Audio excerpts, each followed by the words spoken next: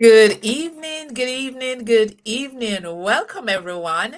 It's another Tuesday. It is Possible Tuesday with Sanya. And this evening promises to be just as good as our other evenings. I have a very special guest with me, and I know that all the information she has to share with us will be worth the while. As usual, I want to remind you that God says, "For I know the plans I have for you, plans for prosperity and not for disaster, to give you a future and a hope."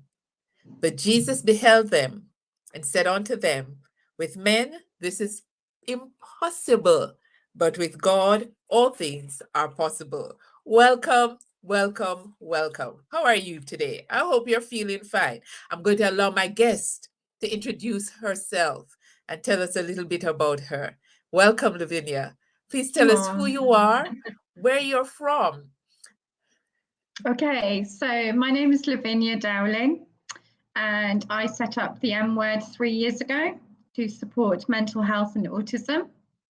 I'm actually in the UK, in the middle of the UK. A couple of weeks ago, I was still living in North Wales, but I'm now moved to the middle of the UK. And I'm absolutely delighted to join you this evening. It's just such an honor. Oh, fantastic. I'm happy to have you. It's an honor for me to have you on my podcast this evening. Now, you said a couple of weeks ago you were living in Wales. Is that where Yes. you're from originally? No, funnily enough, I'm in Leicestershire and I was actually born in Hull in Yorkshire, or All right. Humberside as they call it. All right. So yeah, Tell not me a too little far bit. away. Oh, sorry, say that again. Not too far away. Okay. So tell me a little bit about your upbringing. You were born in Hull. Yep. Okay. What was that like for you as a child growing up? So I only actually lived there for 9 months before my family moved again. And my family have moved around the UK quite a bit because my family was part of the Royal Air Force. And so we moved quite considerably. So I don't feel as if I'm kind of established anywhere long enough, because in my childhood particularly, you tended to be a maximum of 18 months in one area before you then moved on to another. But I have lived in England, Scotland and Wales, funnily enough, throughout my entire time as being a RAF child. So that's been quite intriguing. And I've replicated that as an adult, kind of go to places that are either new or familiar. Lovely. And has that is being a rough child, as you've said, moving around a bit, is that has that created a spirit of adventure for you? I wouldn't say it's so much an adventure, but what I do know is that it has allowed me that understanding that you get itchy feet after a while, but also you learn to adapt very quickly, like really quickly. Yeah, And adaptability although you is might feel as if you're a bit of an outsider, you don't feel that after a while. You just expect that you're going to make connections and then you'll be moving on. okay. So you initially there's this feeling of you're being an outsider, but then because of your ability to adapt so quickly, it goes away and you settle in and get on with it. All Yeah. right. So being a RAF child, you've moved around a bit, and you've known quite a number of places. You've lived in the UK, Yeah. in the real sense of the word. What was school like for you? Shocking. Ooh, tell me about Absolutely that. shocking. So I absolutely was very anxious as a child, really, really struggled. And I struggled to make friends. And for you and I, as professional adults, we would kind of know the telltale signs of what we're going to unfold. Yeah. But of course, in my day, that just didn't exist. So I was kind of seen as a very anxious child, very shy, didn't really engage, and I really struggled with schoolwork. And it took many, many years for me to kind of really get my head around it must be me, not. And it didn't help that the system didn't help me. Um, so quite often I was penalised or given detention or told that I was really, I needed to pull my socks up or get off my high horse, just get on with the job, just learn. And I just found the whole experience really stressful. And I was also bullied quite extensively throughout. No matter where I went, I just seemed to attract the wrong kind of people. So it really was quite shocking. And Because I understand now more so why. yes, and it's well, not surprising, but it is sad that the place that you spend most of your day as a child would be the place that you are least confident in and least comfortable in, and the place that offered you the least amount of support. Yeah. When did you begin to get support for your anxiety, and when did learning become something that wasn't arduous for you? Um, I would say that the first time I really got support was when I was just about 17, trying to finish my nursery nursing. I'd been very, very ill with glandular fever, and I wasn't feeling very well supported. But somebody who was a professional must have recognized the signs and symptoms and took me under her wing. And that was my life saving, really, because she kind of showed me an opportunity where I could go forward. And at the time, I was incredibly anxious and could only just literally hang on like a very fragile leaf to a tree about to be blown away in autumn. And just clung on to that fact that she assured me that if I sailed under my own steam, then I would have a fighting chance of getting somewhere. It's always important to have somebody who can see in you what you cannot see in yourself and to hold your hand and show you the way. And teachers are usually the ones who do that. But in some situations, it's not always evident or it's not always forthcoming. I think we have made leaps in the right direction in the 21st century. But prior to that, it would have been, as you said, pull up your socks, get on with it. You're not doing enough. Yeah, for sure. You spoke about the fact that at 17 you were offered support from this wonderful person, and this person, it's when you were doing your nursery nurse qualification. Tell me Yeah. a little bit about what inspired you to decide to be a nursery nurse. It wasn't actually me, it was my mum. So my mum made it very clear that I was never going to be reaching the dizzy heights of being able to go to university like my siblings. And I really didn't know what to do. And I was very stressed because I didn't feel confident or competent academically. And when you're so broken, you just think there is no future for you, and that's the end of it. There's just nothing left.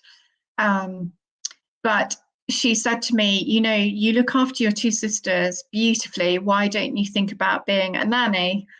And what would I need to be a nanny? Well, you could do. At the time, she was talking about Norland nannying, which is an extremely expensive, prestigious nanny training school. But you need money to be able to attend there. So we lowered our expectations and went to the local college, and that was a real eye opener as to maybe this is something I can do. But I was so anxious and so stressed because, of course, you're still being marked and you're still expected to study and revise, and I just didn't have the skill sets that I really needed. But slowly but surely, you meet more individuals who really kind of clock that something's really not right and they want to support you. Because one of the things that I have found is that people are naturally drawn to me, and I don't know 100% why. I have a much better understanding now than I ever do, when I was that age. Yes. But there is something that really draws people towards me, and people wanted to kind of nurture what they could see in me that, like you said earlier, I couldn't see in myself, but I can see now.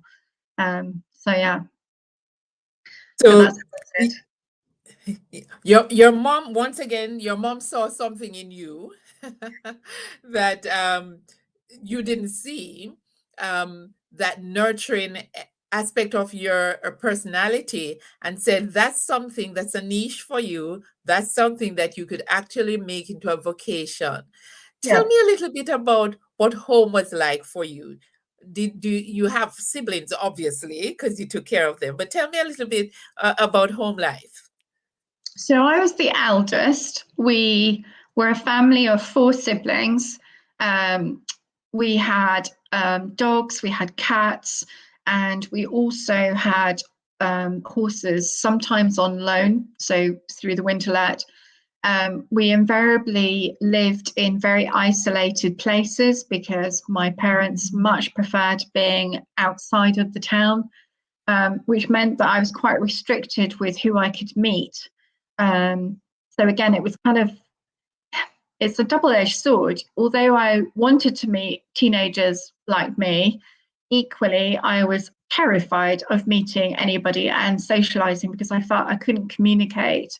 And what I recognize now is that quite often I was situationally mute in certain circumstances, so rarely said anything. But once I got sort of attached to somebody, I could talk a hind leg off a donkey, sadly.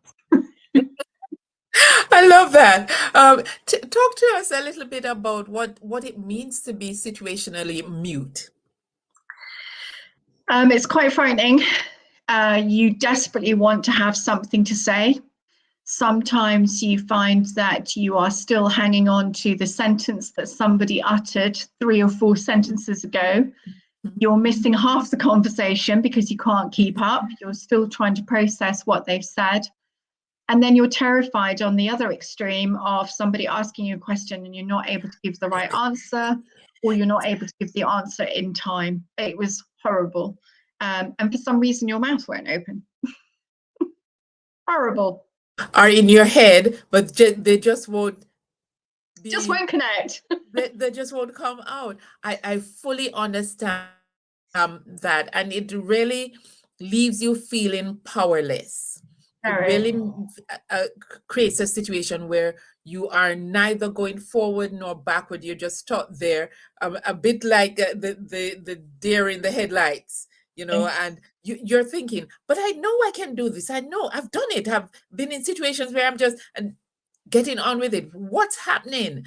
And I can fully understand the terror that would bring to a young person.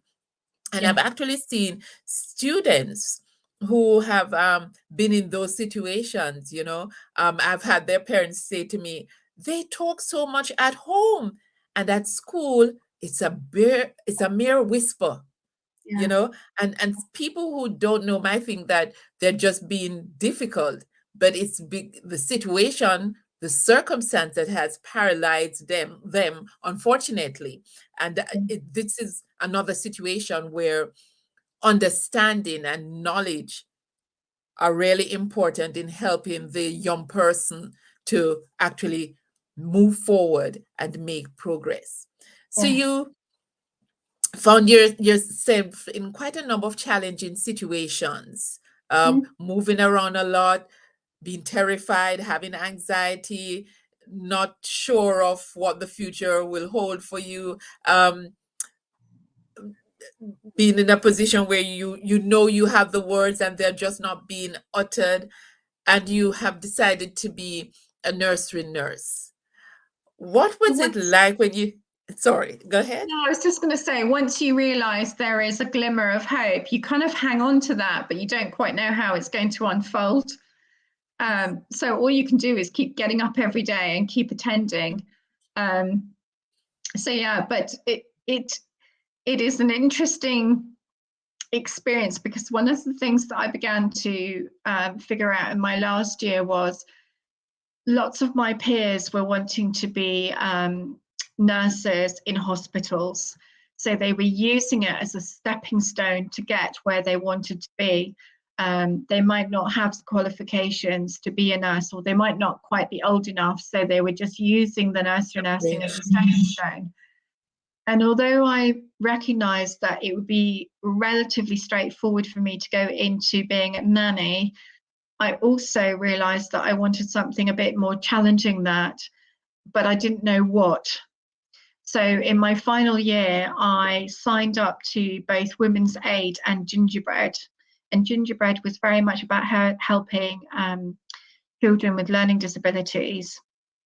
And that was really good, because that really stretched me, but it also gave me that understanding that if I wanted to do something a little bit different, there was an opportunity awaiting me. Awesome. So you self-actualization, Yeah. you got that glimmer of hope, you went out, you took a risk, and you realized, I can Yeah. do this. And not only can I do this, I can do more than this. There is the world out there waiting for you to conquer. Now, Yes. what was your first job like? So my first job was nannying, and I remember being quite stroppy actually. I was really embarrassed when I look back, but um, one afternoon, my employer made it very clear to me that I didn't need to look after the children while they were sleeping. And she handed me a mop and a bucket and she said, I need you to go and wash the windows. And I said, but I'm not paid to wash your windows. That is a cleaner. And I'm not a cleaner. I'm here as a nursery nurse. Anyway, you can imagine the relationship went south not long after that. But then I was very lucky to get involved with an agency in London, and they just sent me off for interviews. Um, so, I was sent to quite very well off families. And I was quite shocked because I was quite young. And again, looking back now, quite naive in some respects. I'd lived in the country at the time. I was in Scotland. Um, we weren't used to lots of heavy traffic, lots of money around us, lots of expectations and experiences. But employers seem to appreciate that within me for their children. But I did that for about 18 months. And after that, I just could not stomach that and London anymore, because there's always this phrase, isn't there, about, I love my charges, but I don't love my employer. um, and they're delightful. But I did want more of a challenge. But having got that experience, I then went back to Scotland and I ended up being an assistant matron. And I loved that experience. Suddenly there was something that was very challenging, very different, but allowing me to really sort of further my skills as a nursery nurse. And then that led me into working with learning disabilities. And that was phenomenal. Fantastic. Now, at the age of 17, when did you finish your nursery nurse qualification? So literally finished it just before my 18th birthday. And then sort of 5 years later, went into mental health nursing. It's a big jump from a nursery nurse to an assistant matron. Huge. The shy young girl from the Yeah. country. How did you Yeah. make that transition? Don't know. I suddenly realized that actually I did have a voice. And because, anybody who's gone to London and managed to survive it, even if it's for a few weeks, compared to anywhere else in the country, you kind of get that understanding of, look, life isn't as tough as you really think it is. There are skill sets that you start acquiring and you somehow think, well, I just need to furnish more of it. And it did give me a huge boost and a huge amount of confidence. And one of the things that I have learned very quickly is actually, even though I am bricking it inside, somehow I managed to convey this air of calmness and efficiency. And let's get the job done. Let's stop messing around. We've got work to do. So come on, let's get on with it. And people just loved that about me. So, that's how I kind of just carried on.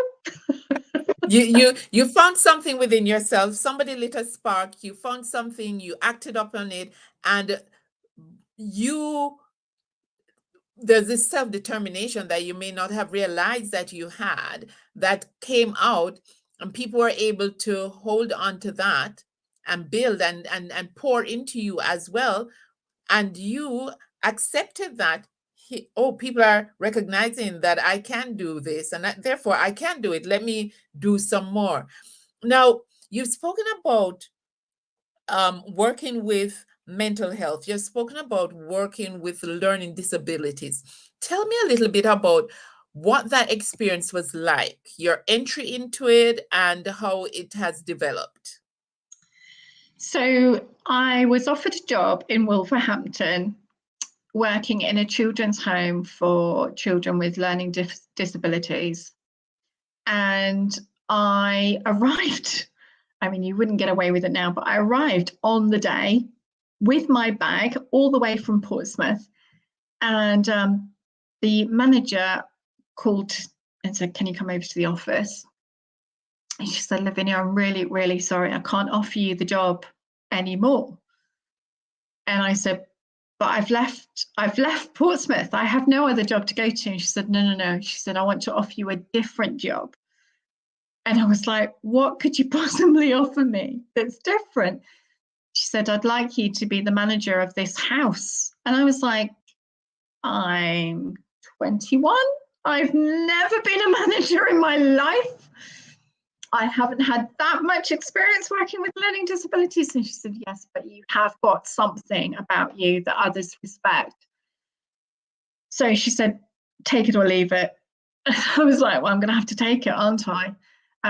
But she saw something in me that she knew she had to make it that obvious, take it or leave it.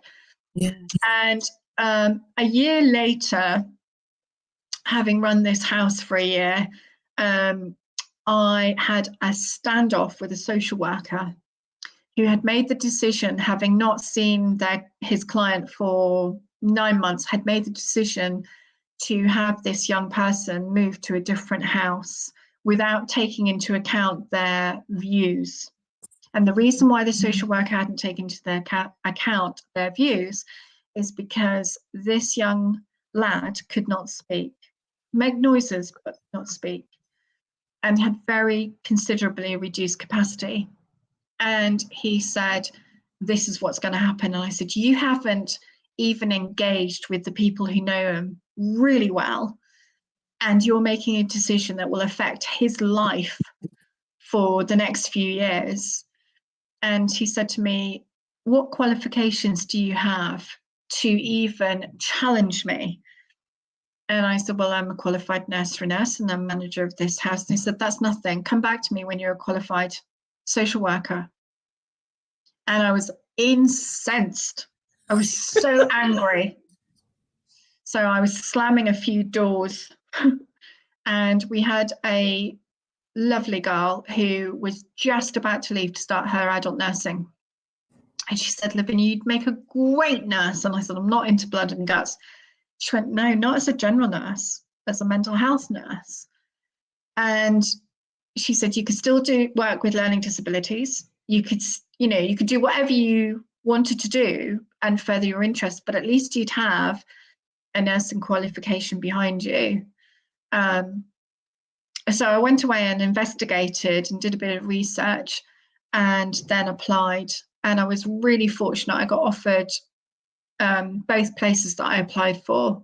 And again, I remember thinking, what on earth did they see in me? Because I can't see it. I haven't got a clue what they see in me. But to give you an example, I went for an interview at Chichester And I'd just done a night shift, and the letter of invitation to attend the interview arrived that morning. And for some reason, instead of ignoring the postman, I thought, oh, I better get up and answer the mail, which is insane. I must have blown 6 cents. And I rang the college and I said, you've sent me a letter. The invite is for 9:30. It's now 8:30. I've just done a night shift. Can I cancel it and rearrange? Because it's not my error, it's your error. I went, sure, you can cancel and rearrange, but I wouldn't, because, you know, you'll have to wait if you get offered a place. So I so fine. And she went, oh, by the way, could you remember to bring your certificate? What? Anyway, I arrived just as she was going in to say, oh, by the way, Lavinia, Dowling will be late. And I said, no, I'm here. And she said, oh, do you have your documents? So I said, yes. And I said to the tutor, I said, I'm really sorry. I've only just had the invitation arrive in the post this morning. I'm very tired. I've done a night duty, but I'm here. And he has said, oh, you're really welcome. He said, I was just saying to everybody else, there's one place for the September intake. And the rest, if you're offered a place, will have to wait till the following April. We had to wait in a queue, and we were all given directions that you go in one way and you go out another way. So you couldn't share whether you'd been offered a place or not. And when it came to my space, they said to me, congratulations, we'd like to offer you the September place.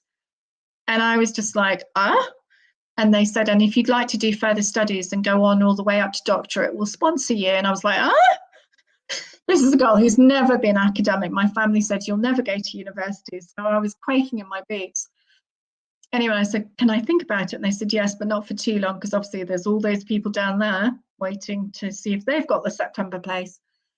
And then 2 or 3 days later, I went to Portsmouth for my interview, and they had already heard on the grapevine, they went, oh, you're the one who's been offered the September place.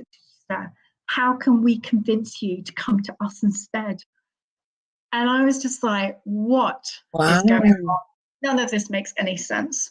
But in the end, I ended up, because I was so terrified of failing Chichester, thinking I'm not good enough to go to university. I'm not bright enough. I'm just not that way.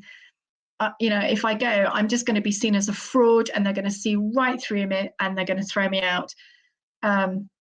Whereas Portsmouth had made it far more amenable. Sure, if you want to do this, sure, if you want to do that, yeah, it's no fun.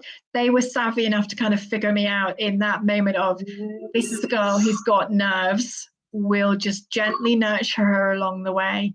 And the irony is now, I've gone further up the ladder. But, at that point, so Portsmouth were very keen to support me with where I wanted to go, and they knew my experience working with both typical, normal, as they said in those days, but also with learning disabilities. And they were very keen to support me as long as it guaranteed that I signed on the dotted line. So, of course, I did.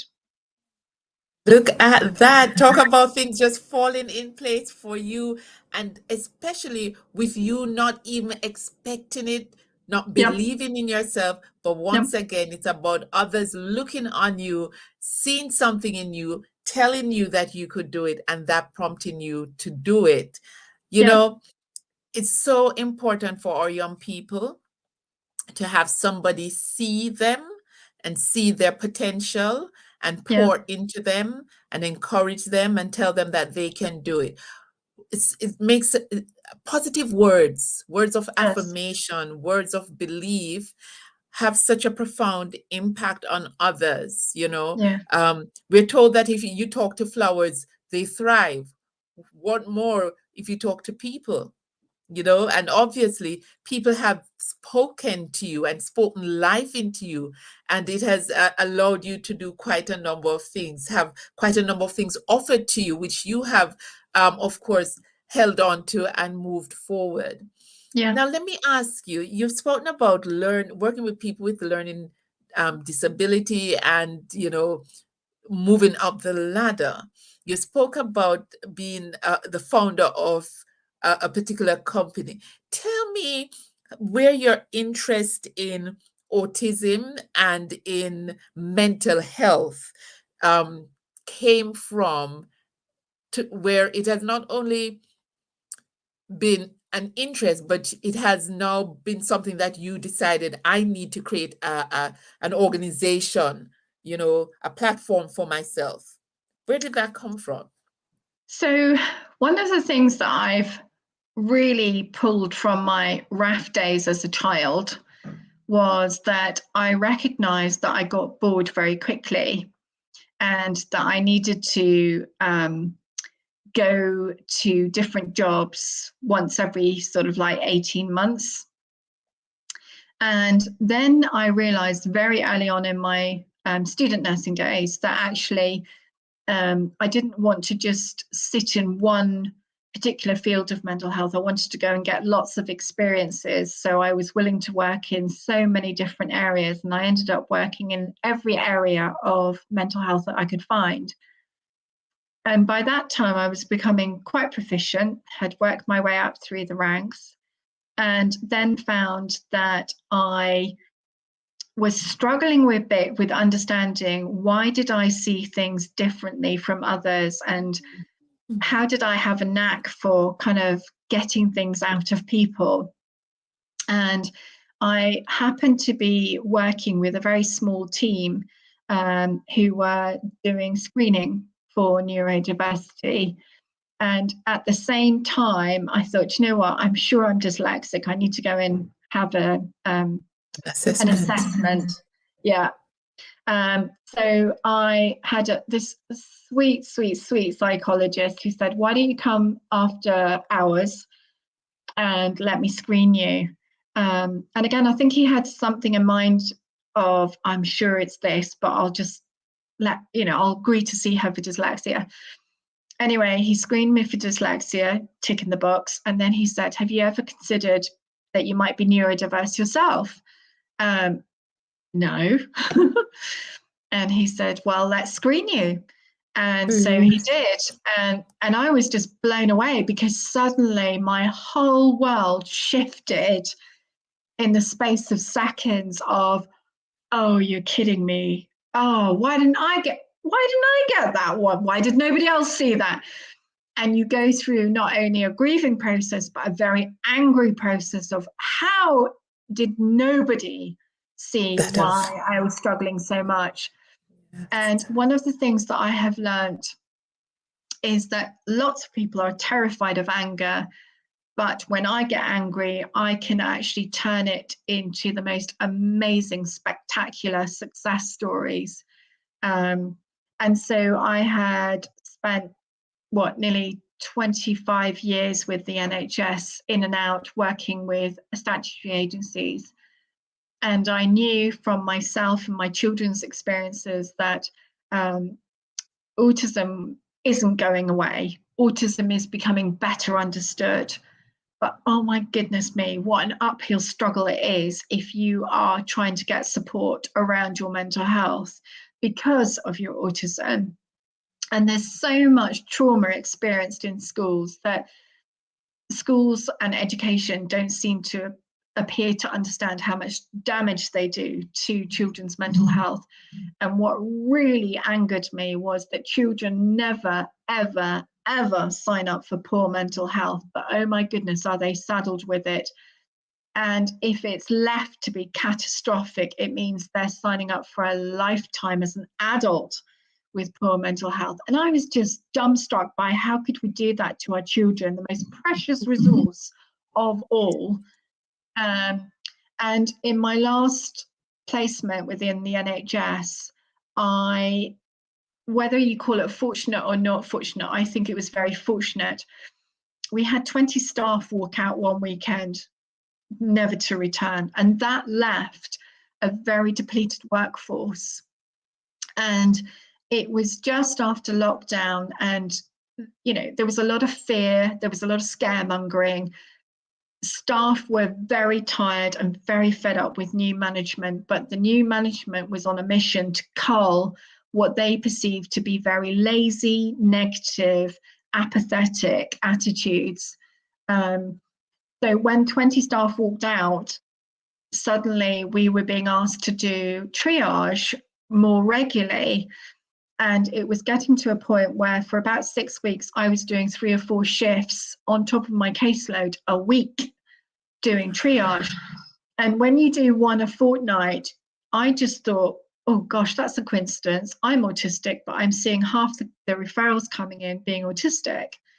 But when you see 3 or 4 shifts a week of half the referrals coming in being autistic, you realize there is a very big problem. And because I've been a project manager, because I've been a manager, and because I've been a specialist, I know that the NHS will struggle to implement a service within a 10-year period. It's much more likely for something like that to kind of come about every 25 years.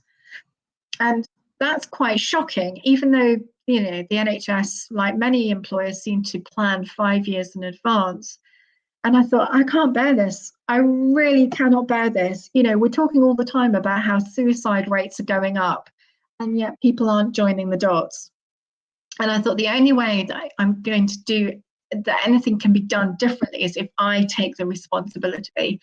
And I thought, you know what? I've set up projects, I've made projects from nothing within the NHS and with charities. This is not new for me. I can use those skill sets. And I persuaded my husband, you know, listen, will you help me? And at the time, he was very entertaining of it, going, yeah, sure, no problem. But then he got made redundant, and suddenly he was like, let me take this a bit more seriously.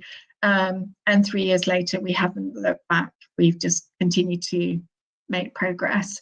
And although we didn't know exactly how our service would look, we knew that if we offered the support around autism and mental health, that would generate enough interest, because so many parents were being referred or referring their children to CAMHS and were just being knocked back, saying it's not appropriate. This is all down to autism. This is not a service we provide. So I knew there was enough of a need out there.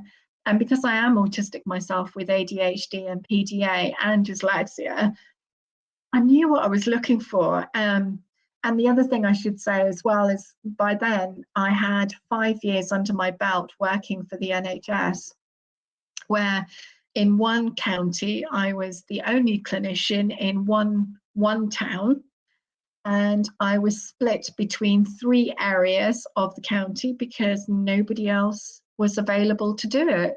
And actually, when you're thinking about an autism specialist, it's such a specialist service that there are very, very few clinicians around. So to find somebody who connects autism and mental ill health is actually a bit of a novelty, which is crazy, absolutely crazy. But, you know, lucky us, we do something we love every day. Oh, I'm just sitting down here thinking, wow, I'm thinking back to the Rothschild. Yeah, I'm thinking back to the person who just wanted to be a nursery nurse. I'm yeah. thinking back to the person who was situationally mute.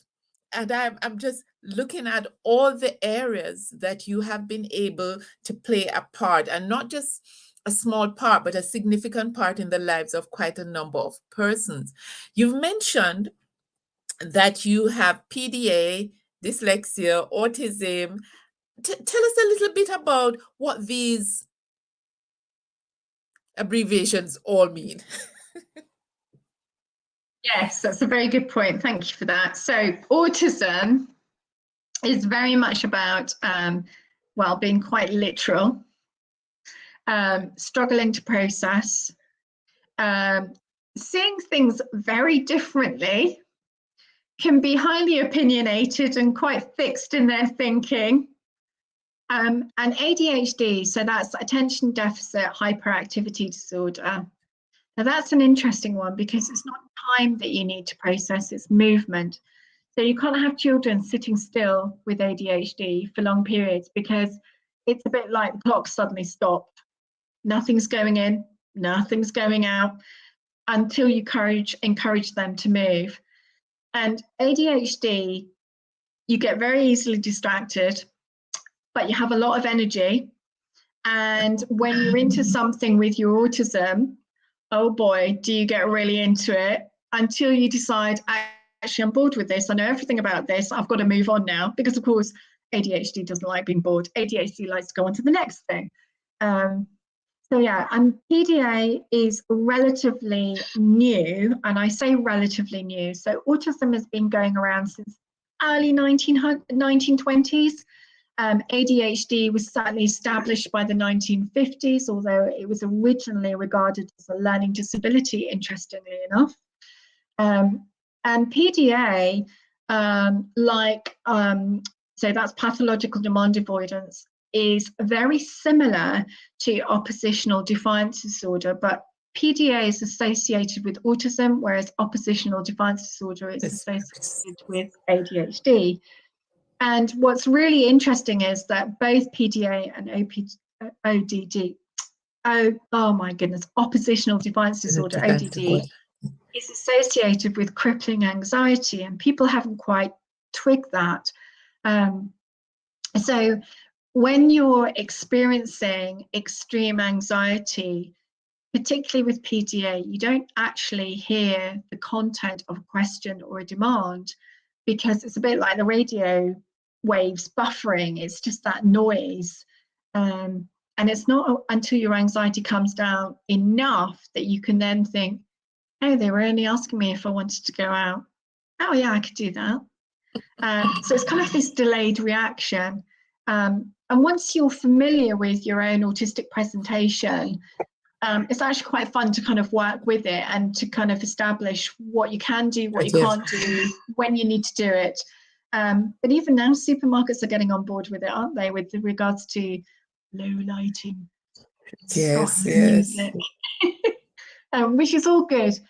But PDA has really, what I find really interesting about PDA is, especially when you think back to ADHD. So in America in the late 80s, there was a surge of parents networking together in America.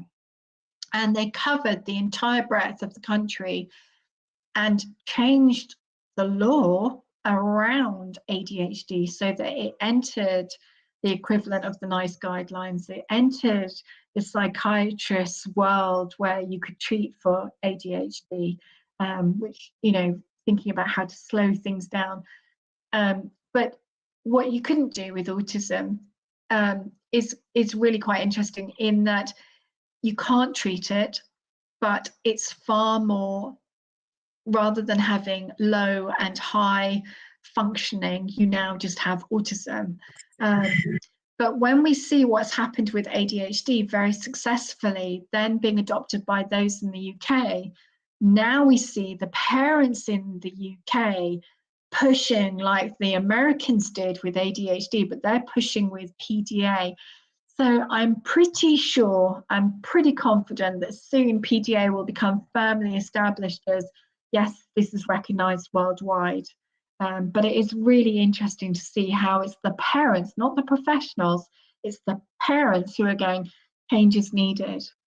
Yes, and it's interesting because the educational healthcare plan, one of the changes is that parents do have a more integral part to play, and they have a voice, and their voices are being heard now more than it was before. And so it's tying in with the interest that the parents are generating and the push that they're creating for change to come about for their children. Now, tell me a little bit about the M word. Okay, so I have a very strange sense of humor, I have decided, and I do like to take the mickey out of certain professional bodies. So I thought, well, when I first started mental health nursing, we weren't really known as mental health nurses. We were known as psychiatric nurses. And a lot of care was inside hospital walls. And within a very short time frame for the NHS, within the first 10 years of my registration, we were trying to offset and get people out of hospitals and into the community. Mhm. But we still refer to the mental health services that, you know, you don't want to be mental. You really don't want to be mental, you know, that he's really mental. And I thought mental is a dirty word, isn't it? In the same way that cancer was a dirty word in the 70s. Yes. And I thought, well, do you know what? We're just going to go for it. The M. What does M stand for? Mental. You know, what are you going to do about it? But also, it lends itself to the word menopause, because lots of women who've never previously been diagnosed as being neurodiverse really find the traits become more apparent when they're going through the menopause. And I thought, this M is rather good. It lends itself to that as well. And I also have a bit of a love affair with working with military veterans. And I thought, well, there you go, M for military. And do you know what? I'm just going to use the M for M. But fundamentally, it stands for mental. So the M word, because I thought actually when, I don't know if you remember it all, but we had the F word program with a certain celebrity chef. And I thought, how lovely, because actually, when you think about mental, I'm not going to let people be intimidated or scared by mental health, because there is no need to be. Once I help you understand that actually learning about your mental health can be very huge fun. It can be extremely inspiring. It can be so empowering.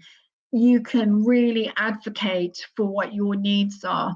Once I help liberate you about mental health, you will never ever look at mental health in the same way as society has projected, or worse, this media who's very good at scaremongering and doing a lot of damage, to stop people talking positively about mental health. Once you've come through my hands, you will feel incredibly liberated. So yes, it had to be the M word, really, didn't it? But also I wanted it as a community interest company, because so many companies think, well, here's a niche and our families are incredibly vulnerable. People with poor mental health are very vulnerable. And there are lots of business people who think, well, here's an opportunity. I'll make loads of money out of this. And it wasn't about making loads of money. I figured that if I did my job well, I would be paid enough to be able to survive from day to day. I don't need loads of money, but what I do need is people to feel that we can support our children, because they are our future. And it was that, remember I said to you some earlier on in the program that, about my anger could be turned into the most amazing gold. Because when I'm angry, stand back, let me just get on with things, because I will do it. And that's how the M word came about. I was so livid, thinking, how can they do this to our children and to our families who are just desperate for help? So that's how it came about. Awesome. You've said so many very important points about the M word, taking something that has had a negative aura. Yeah. Just one thing, we're talking about mental, you don't want to be mental, menopause, the impact of the military life, the disruption that can come with all of those things. And yes, with the M word, we're making a different impact, a positive impact. And I like the fact that you've said when you're angry, you can turn it into gold, because it really energizes you rather than causes you to do something corrosive. It actually causes you to do something that is liberating. You've spoken about when people pass through your hand, you liberate them, and that is powerful. And it is so interesting, because who would have thought that the young girl Oh, yeah. Yes, such a turn, such an inspirational story of the young girl who was terrified of making friends, who wanted to make friends, but who could not find it within herself because of her anxiety. Those very things that could have or held her back then have now powered her forward. Yeah. And now she is looking at others and saying, listen, I don't want you to go through all the stumbling that I did as a child. I want you to be empowered now. I want you to light the spark now. And so you're lighting sparks for so many people. Now, you started your company how many years ago? 3. 3 years. And what success stories do you have to share with us? Oh, wow. Well, the most recent one has been quite intriguing. So I had an email last week from a young lady who I had seen in CAMS in crisis. And it was a horrible situation. I knew that CAMS would be pushing me to discharge them. But anyway, I listened to the parent, said, come and see me. I will just meet with you. The minute I saw the young lady, I was like, right. Would you tolerate me screening you? Mum said, yep, absolutely, go ahead. And at the time, the young lady said, I was just so upset. How is this possible? How have I survived school? And really impacted my mental health, and just not anybody picked it up. But this young lady is now in her 4th year doing her master's in mental health and adult nursing. And she gave all that credit to me, giving her the inspiration of like, well, hell, if a nurse can somehow, out of everybody else who's rejected me, somehow go, hang on a minute, let's just do this. So that's an inspiring story. But there are other stories where I had another young person who was actively suicidal, to the point that parents were always taking it in turns to be on watch, who was situationally mute. And it was just going from bad to worse. And the frustration from other professionals was that this young person was not able to speak, but was self-harming and had got to the point where they couldn't leave the house. And so I met with this young person and I said, why is the emphasis on you to speak? Because this is a bit antiquated, is it not? Actually, if we think about speech, verbal words, it's only about 60%. I don't even think it's that much, but certainly no more than that. When in actual fact, most of us use sign language or a form of sign language. And actually, you can write, you can make noises, you could sing, you could use Makaton, you could do anything you wanted to do to communicate. And I said, I wonder if you could make a box, an empty box, into a TV, and every evening write things down and then roll it down the screen so that your parents can watch it and you tell your news. And within about 12 weeks, we had a journal becoming a book, where after 4 years of not being able to tell anybody why they really struggled with school, they had portrayed what their world had been like, where they'd felt bullied, stigmatized, picked on, both by peers and by teachers because of their inability to speak. Now that's mind-blowing. But equally, there are other amazing stories where, it sounds really funny at the time, but we had a young person and I said, I really, really want to expand your world. And I know that professionals want you to leave the house. My goal is that you can actually make it to the summer house and feel that your world has expanded. And they have dogs, but one of the dogs cannot get up the stairs. So for 18 months, I've been drip feeding this idea. Anyway, I got sent a video, and this cheeky person had refused to touch the floor because of their ACD, but had stood on a stool on the floor, on the ground floor, to stroke the dogs. Now, in their eyes, they'd achieved it. In my eyes, they've achieved it, but they still hadn't got downstairs, is their argument. And of course, will continue to work on getting their feet on the ground floor. But I think it kind of just shows when you liberate somebody and listen to their life story and help them unpick some of the trauma, magic definitely happens. And a lot of my clients give me credit for, thank you so much, Lavinia, thank you so much. You've done, you've really helped me. And I always go back to them and immediately and say, I didn't do all the hard work. I see you 1 hour a week. I might even see you 1 hour a fortnight. You're the one who trusts me to keep going, even when it's really tough, even when you have setbacks.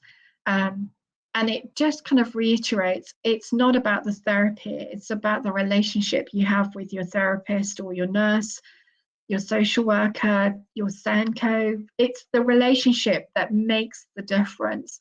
If you can connect with that human empathy and encouragement and nurturing, you will make progress. It's that simple. We are social beings. We relationship. We need somebody there with us. No man is an island, and you're definitely flying that banner.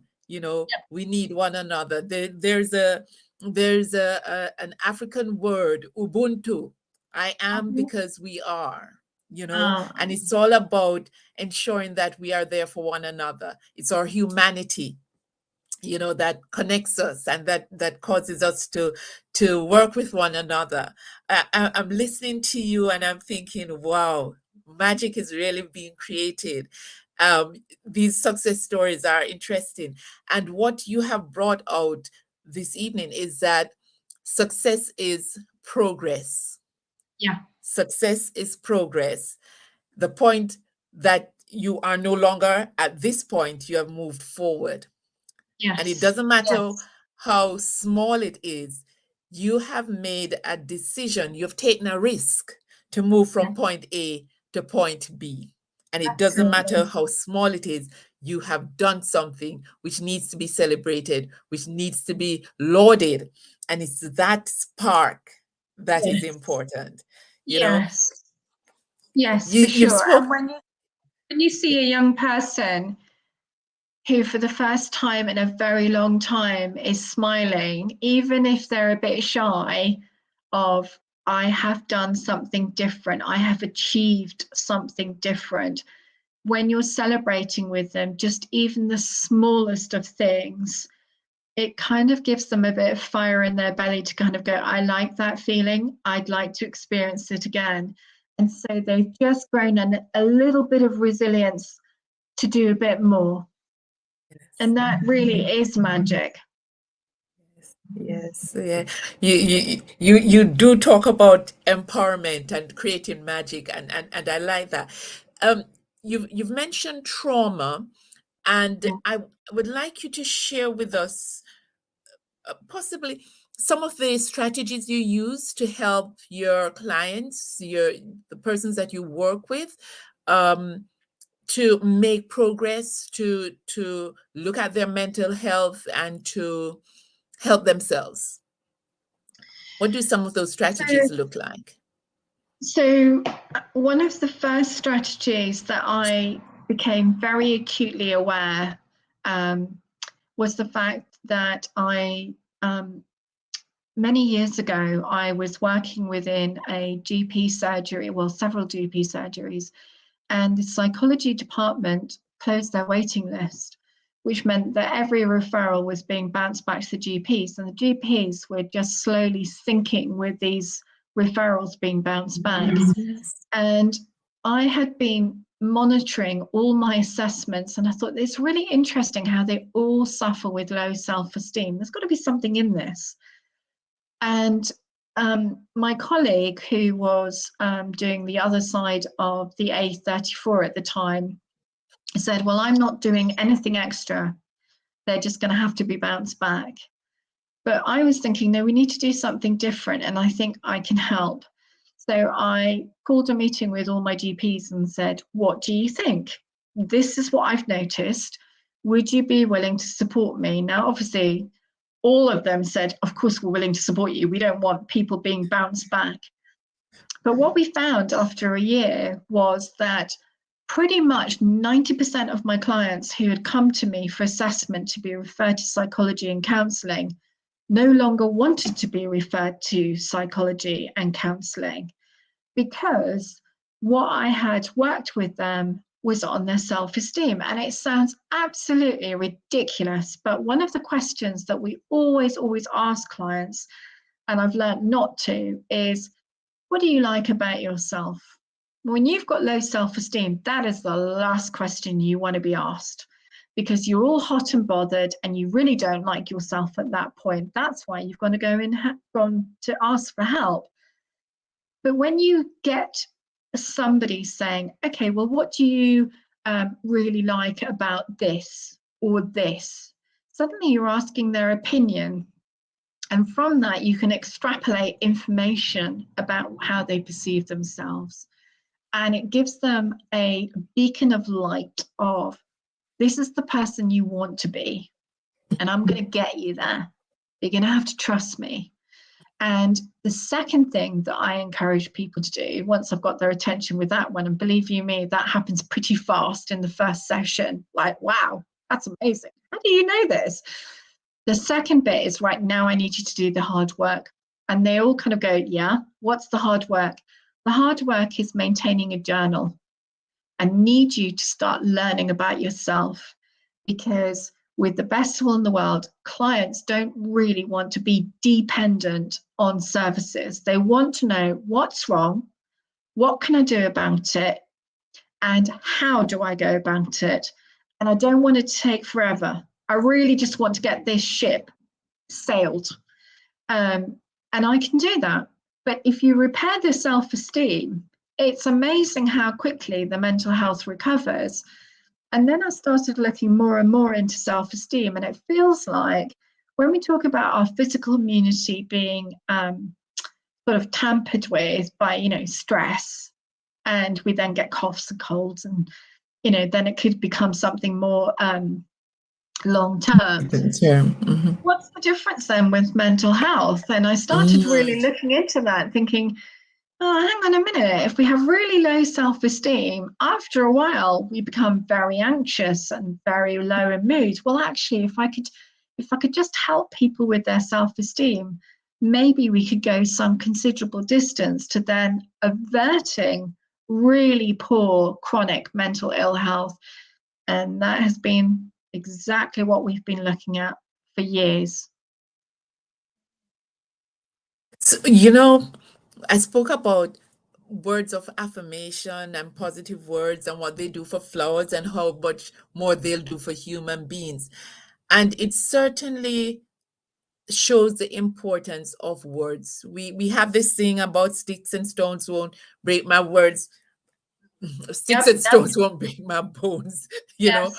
But words are so powerful. Yeah. But, the Bible speaks about there is power in the words that we use, and it's so important for us to ensure that we are pouring positivity into people. Just the words that we say to children, they will always remember the person who had a kind word for them. They'll always remember the person who comforted them.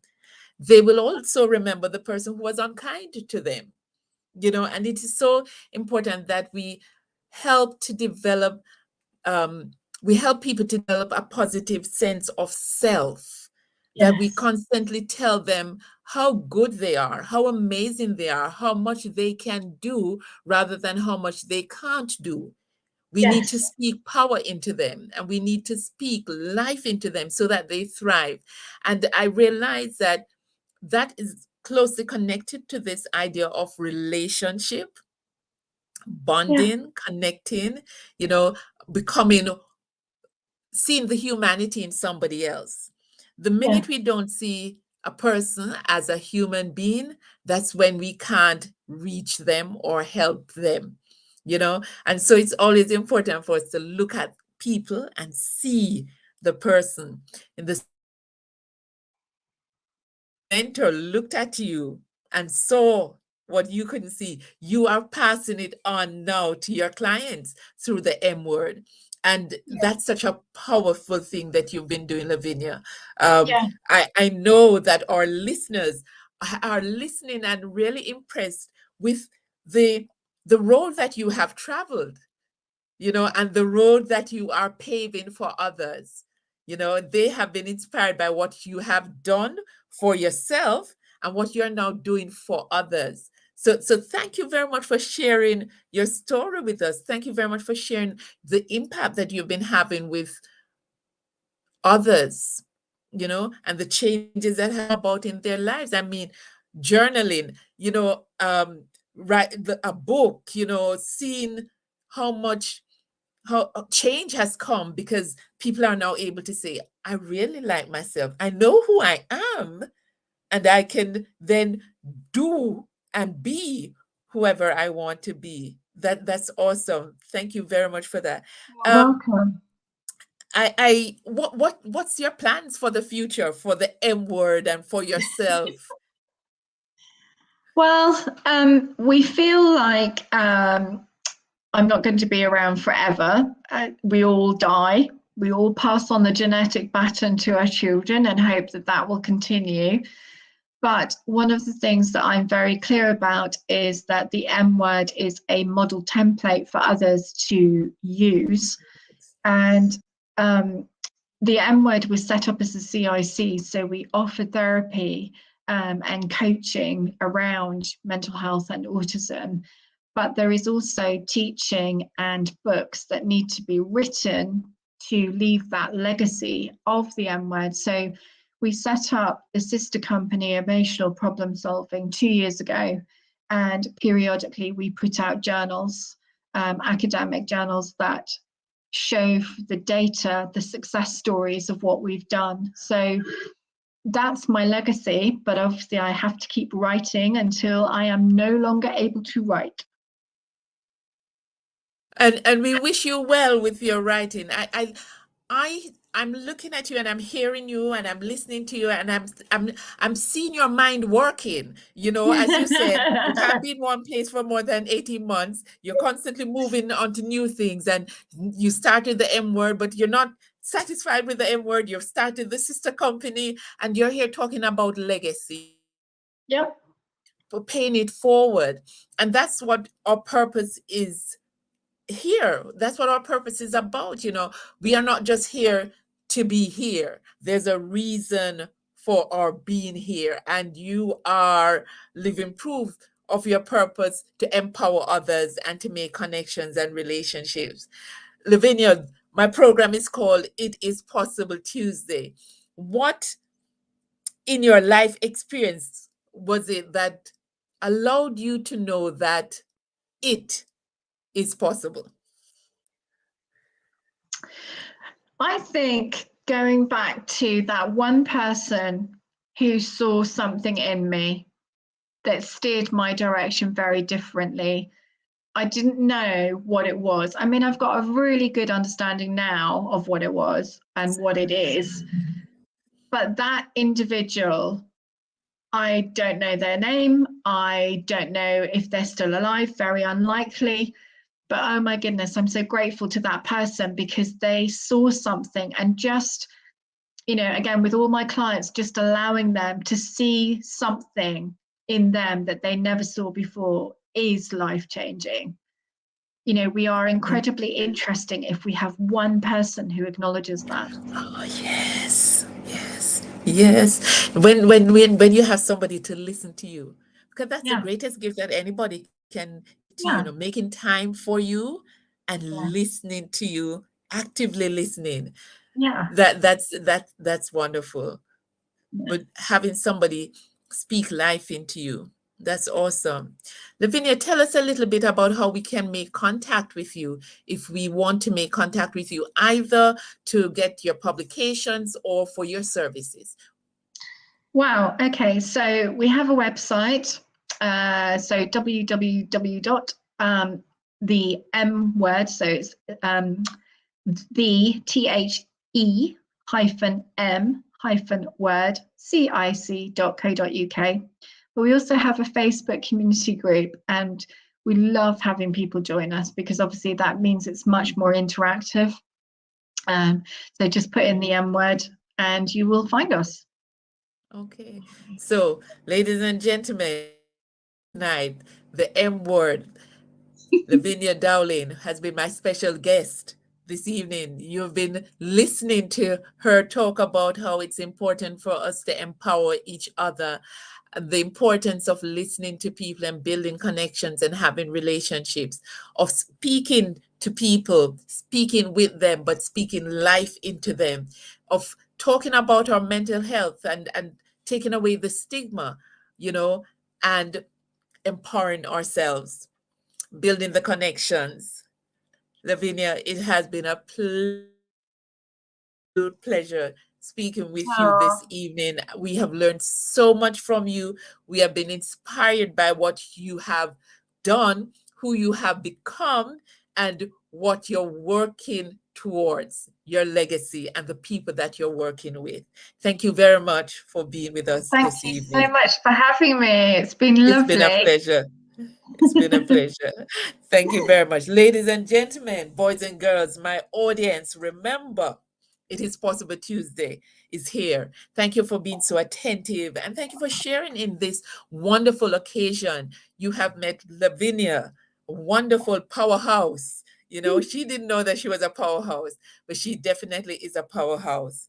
Thank you for coming. Thank you for listening. And remember, be a dreamer, be a doer and a thinker. See possibility everywhere. Because you're alive, anything and everything is possible. But Jesus beheld them and said unto them, with men, this is impossible, but with God, all things are possible. It has been a wonderful, wonderful evening, and I know that you've been inspired. Thank you for listening. And remember, the M word is there for all of us. Thank you, and have a lovely evening. Are possible. I can mount on wings.